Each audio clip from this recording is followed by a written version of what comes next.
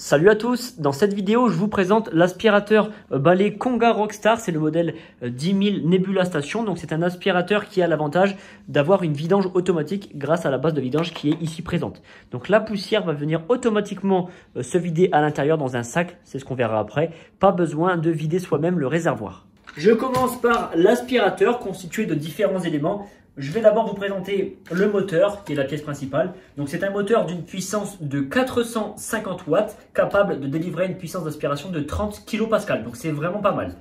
Comment se compose le moteur? Donc il y a différents éléments. Tout d'abord la batterie ici. Donc c'est une batterie qui peut délivrer une autonomie de 70 minutes maximum en fonction du mode sélectionné. Ça on aura l'occasion de le voir un petit peu plus loin dans la vidéo. Donc pour la détacher c'est très simple. On appuie ici, on déclipse et voici. Ensuite, on a le réservoir ici présent, donc le réservoir à saleté d'une capacité de 660 ml. Pareil, on peut le décrocher pour le nettoyer à l'occasion. Pour le décrocher, c'est très simple, il suffit d'appuyer sur les touches bleues de part et d'autre. Sur ce réservoir, il y a un filtre EPA qui permet de filtrer les allergènes. Donc dans la boîte, il faut savoir qu'il y en a un autre de rechange. Donc une fois que celui-ci est fatigué, eh bien, on peut le remplacer avec celui qui est fourni. Ici, il y a également un autre filtre pour les grilles d'aération et de refroidissement. Et sur le dessus, on a le panneau de commande. Cet appareil dispose de 4 modes. Donc, il y a un mode éco, un mode auto qui permet d'ajuster la puissance de l'aspiration en fonction du niveau de saleté sur le sol. Et il y a un niveau élevé pour une puissance maximale. Il y a en plus du niveau élevé un mode turbo qui dure maximum 15 secondes à chaque utilisation qui permet vraiment d'avoir la puissance maximale délivrée par l'appareil si vous avez une grosse quantité de poussière à aspirer. Pour mettre en marche l'aspirateur, il faut appuyer sur cette touche ou celle-ci qui est tactile et ensuite on détermine le mode via une touche qui est ici tactile. Donc on va voir ça tout de suite. En allumant, on a automatiquement le mode auto. Si on veut changer le mode, on appuie une fois dessus. Ici, le mode éco se met avec le petit logo de la ventilation. Et si on veut mettre la vitesse élevée, on rappuie une fois dessus.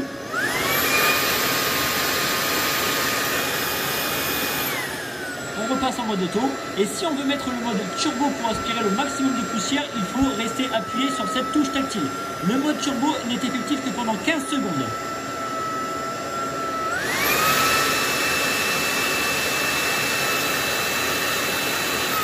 Lorsque je suis en mode turbo mais que je ne souhaite pas attendre 15 secondes, il suffit que j'enlève mon doigt ici et l'aspirateur se remet automatiquement en mode auto. Comme indiqué précédemment, l'autonomie varie grandement en fonction du mode sélectionné. Elle peut aller jusqu'à 70 minutes en mode éco, mais en mode turbo, elle ne va être que de quelques minutes. Donc ça dépend vraiment de l'utilisation que chacun en fait. En ce qui concerne le reste de l'aspirateur, on a bien entendu le manche qui est télescopique. Donc en appuyant sur le bouton derrière, on peut l'ajuster à la taille souhaitée.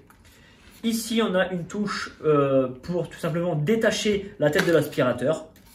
Voilà. Et ici, on a la pièce principale, autre pièce principale de l'aspirateur, c'est la tête motorisée. Donc, il faut savoir que la brosse peut être changée si jamais elle est usée au fil du temps. Au niveau de la jonction qui relie le tube à la tête d'aspiration, donc ce tube est pivotable à 90 degrés sur la gauche et 90 degrés sur la droite. Et il est presque pivotable à 180 degrés à la verticale. Ici, on a deux roues pour faciliter l'utilisation de l'aspirateur. Un élément important qu'on ne prend jamais en compte lorsqu'on achète un aspirateur, c'est la largeur de la tête d'aspiration. Ça évite de faire trop d'allers-retours. Cette tête d'aspiration a une largeur de 22 cm. Maintenant, on s'intéresse à la base de vidange de cet appareil. Donc, je commence par le bas. C'est le socle qui sert de structure pour maintenir le tout. On a ici des emplacements pour poser les accessoires qui sont fournis. Donc, ici, une brosse qui sert à aspirer les canapés et des tissus. Et à côté, on a un long suceur plat pour avoir accès facilement aux recoins, au fond d'étagères qui sont difficilement accessibles. Ici, on a la structure qui sert de soutien. Là, c'est bien évidemment la base de vidange qui est connectée au secteur. On a ici une partie qui sert à stocker la poussière qui a été évacuée du réservoir de l'aspirateur. Donc, ce sont des sacs d'une capacité de 3 litres. Lorsqu'on achète l'aspirateur, il y en a deux autres qui sont fournis. Donc, au total, il y en a 3. Un qui est déjà installé et deux autres dans le colis. Pour la fréquence de changement de ces sacs, je ne peux pas vraiment vous donner de délai puisque ça dépend évidemment de la quantité de poussière que vous allez faire atterrir à l'intérieur. Mais sachez que ces sacs peuvent être rachetés, donc si vous en voulez d'autres, sur le site Secotech ou bien sur Amazon, vous allez en trouver très facilement. Sur le haut de cette base, on retrouve les connecteurs qui servent à connecter l'aspirateur lorsqu'on le pose. Et dans le fond, il y a le trou d'évacuation de la poussière.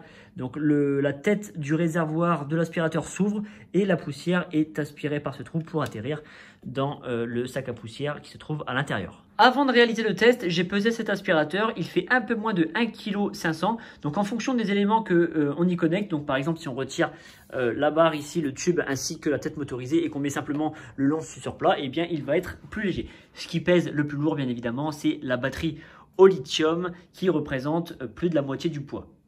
Ok, donc pour la démonstration, j'ai jeté au sol des flocons d'avoine ici sur la gauche. Flocons d'avoine, c'est plutôt léger.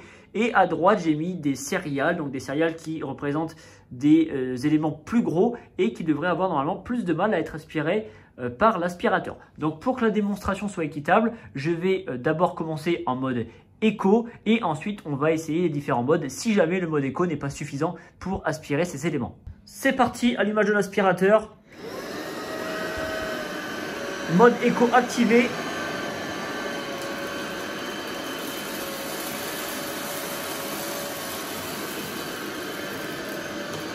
Maintenant, je passe aux céréales.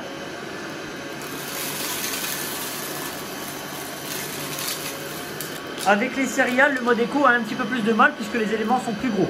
On va essayer le mode élevé.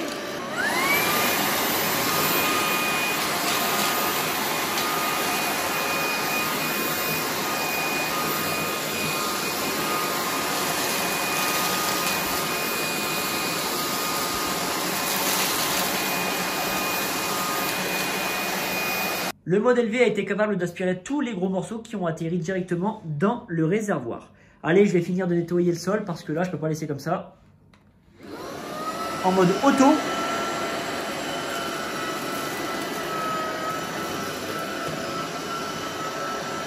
Maintenant que le réservoir est bien rempli, on va tester la vidange automatique. Donc, je ramène l'aspirateur sur sa base. Je le pose dessus.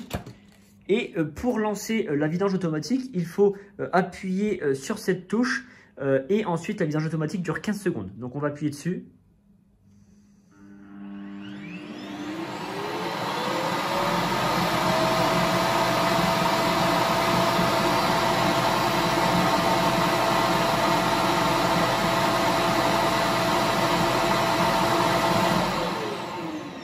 La vidange est terminée. On va regarder l'état du réservoir.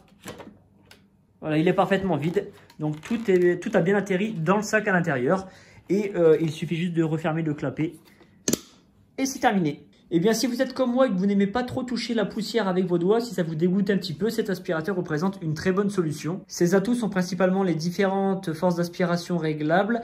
Il y a également le manche qui est télescopique, donc ça c'est très bien pour l'ajuster à la taille d'un homme ou d'une femme.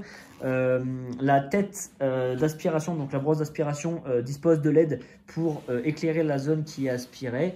Et la tête est quand même pas mal rotative, donc ça c'est pas mal. Ça permet d'aller de coin en coin facilement sous les meubles sans difficulté.